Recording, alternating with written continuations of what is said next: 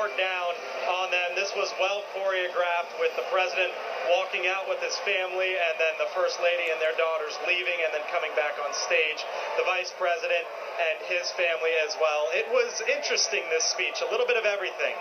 First off, it lasted about 20 minutes or so, started at about 12:40 Central Time, 1:40 Eastern, ended at about 1 o'clock or 2 a.m. Eastern. And the president started off, as you guys talked about, thanking not only his family and the supporters, the sentimental side, but also from there kind of went into stump speech mode. A lot of similar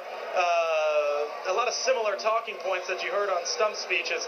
To me, it was interesting that he didn't really outline any real policy for his second term. This was more broad.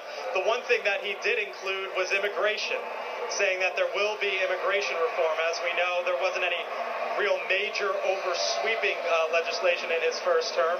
And when you look at the numbers, it will be one of the storylines of this election is how much the president won the Hispanic and Latino vote, not only across the country, but also in Florida and in South Florida. And he ended it with the Affordable Care Act, talking about that 8 or 9-year-old girl in Ohio who we had just heard, and that was a subtle little jab saying that the Affordable Care Act, Obamacare, which he has embraced, is not going anywhere.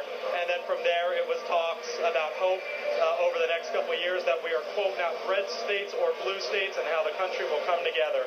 Craig and Belkis, if you're taking my camera, I will leave you with a live picture here as the president and the vice president and their families walk off the stage here at 1:05 Central Time in the morning.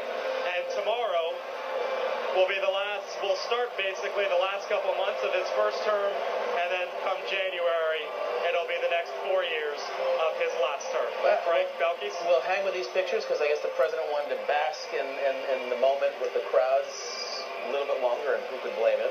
I guess the thing we'll look ahead now, once we head into tomorrow, is what the second term, what the administration may look like. There have been some rumblings that Secretary Clinton might not want to stay on. It's an exhausting job. She's one of the most traveled secretaries of state we've ever had.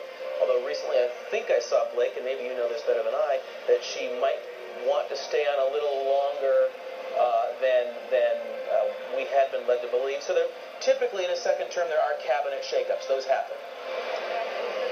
Well, not only are you talking about cabinet shakeups, but also think about the Supreme Court. Because over the next 4 years, you can't predict who is going to step aside, but it's believed that there could be as many as 2 or 3 justices going forward that could come down.